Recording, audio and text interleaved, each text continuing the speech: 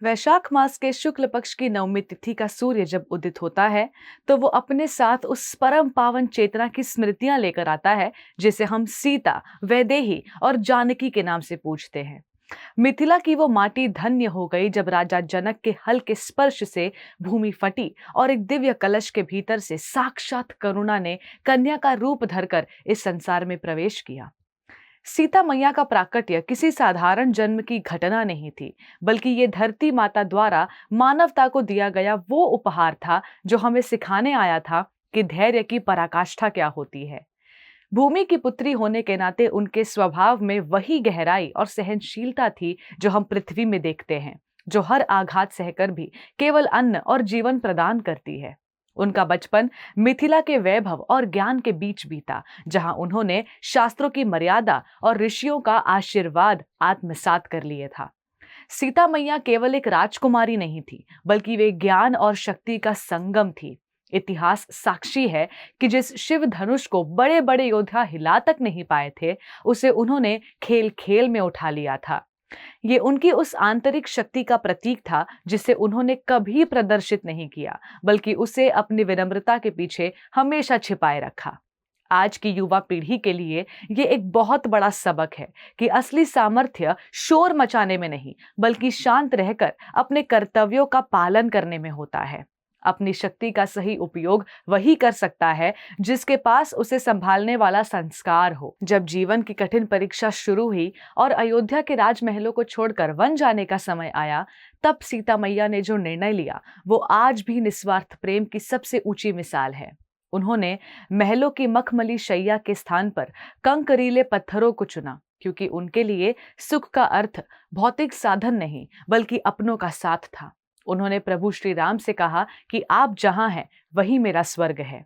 ये वचन आज के उस युग में बहुत प्रासंगिक है, जहां रिश्ते छोटी मोटी सुख सुविधाओं की कमी के कारण टूट जाते हैं।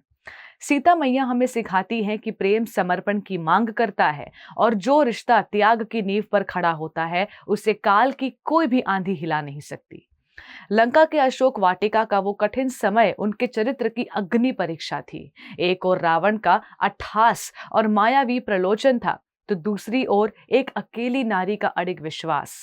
उन्होंने सोने के महलों को ठुकराकर एक वृक्ष के नीचे रहना स्वीकार किया, लेकिन अपनी मर्यादा की लक्ष्मण रेखा को मन से कभी पार नहीं होने दिया। उन्होंने रावण से बात करते समय तक तिनके की ओट ली, जो ये संदेश था कि एक पतिव्रता नारी के तेज के सामने रावण जैसे अहंकारी की हैसियत एक तिनके से ज्यादा नहीं है। आज की युवा युवतियों के लिए सीता मैया आत्मसम्मान और मानसिक मजबूती की सबसे बड़ी प्रेरणा है। वे सिखाती है कि चाहे परिस्थितियां कितनी भी प्रतिकूल क्यों न हो, यदि आपका चरित्र शुद्ध है तो आपकी आत्मशक्ति ही आपकी सबसे बड़ी रक्षा कवच बनेगी। सीता मैया का जीवन हमें यह भी सिखाता है कि न्याय और कर्तव्य के पथ पर चलते हुए कभी कभी अपनों के लिए भी कड़े फैसले लेने पड़ते हैं। वनवास से लौटने के बाद जब समाज की कुरीतियों के कारण उन्हें पुनः वन जाना पड़ा, तब भी उनके मन में न तो प्रभु राम के प्रति कोई द्वेष था, न ही नियति के प्रति कोई शिकायत। उन्होंने महर्षि वाल्मीकि के आश्रम में रहकर एक एकल माता के रूप में लव और कुश जैसे पराक्रमी पुत्रों का निर्माण किया।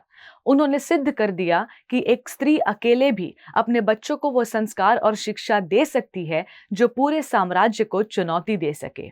आज की माताएं उनसे सीख सकती हैं कि बच्चों का भविष्य केवल संसाधनों से नहीं, बल्कि मां द्वारा दिए गए चरित्र और वीरता के पाठ से बनता है। उनका पूरा जीवन त्याग की एक अखंड धारा है।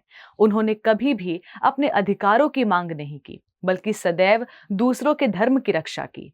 जब अंतिम समय आया और उन्हें पुनः अपनी सत्यता सिद्ध करने के लिए धरती माता की गोद में समा जाने का निर्णय लिया, तो वो उनकी पराजय नहीं, बल्कि उनका सर्वोच्च स्वाभिमान था। उन्होंने दिखा दिया कि जब इस नश्वर संसार में उनके अस्तित्व का प्रयोजन पूरा हो गया, तो उन्होंने गरिमा के साथ विदा लेना उचित समझा। सीता मैया का चरित्र हमें बताता है कि जीवन की सार्थकता इस बात में नहीं है कि आपको क्या मिला, बल्कि इस बात में है कि आपने पीछे क्या छोड़ा। सीता नवमी के इस अवसर पर हमें केवल उनकी पूजा नहीं करनी चाहिए, बल्कि उनके गुणों को अपने आचरण में उतारने का संकल्प लेना चाहिए। युवा पीढ़ी को समझना होगा कि धैर्य कमजोरी नहीं है और क्षमा करना कायरता नहीं है। सीता मैया ने लंका की उन राक्षसियों को भी क्षमा कर दिया था जिन्होंने सीता मैया को प्रताड़ित किया था, क्योंकि उनका हृदय घृणा से परे था। आइए हम सब मिलकर इस महान चेतना को नमन करें और प्रार्थना करें कि हमारे समाज में हर स्त्री को सीता मैया जैसा सम्मान मिले और हर पुरुष के भीतर श्री राम जैसी मर्यादा का वास हो। सीता मैया का जीवन कल भी प्रकाश स्तंभ था, आज भी है और युगों युगों तक मानवता का मार्ग प्रशस्त करता रहेगा। आप सभी को सीता नवमी की हार्दिक शुभकामनाएं। धन्यवाद। हरे कृष्णा।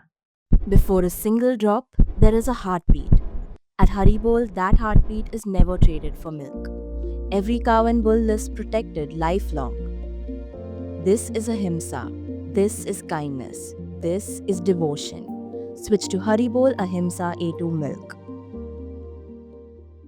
ऐसे ही और भक्तिमय कार्यक्रमों के लिए देखिए हरे कृष्णा टेलीविजन और इसे प्राप्त करने के लिए आप अपने केबल अथवा DTH ऑपरेटर से संपर्क करें तथा और अधिक जानकारी के लिए आज ही डायल करें 7666 839 839।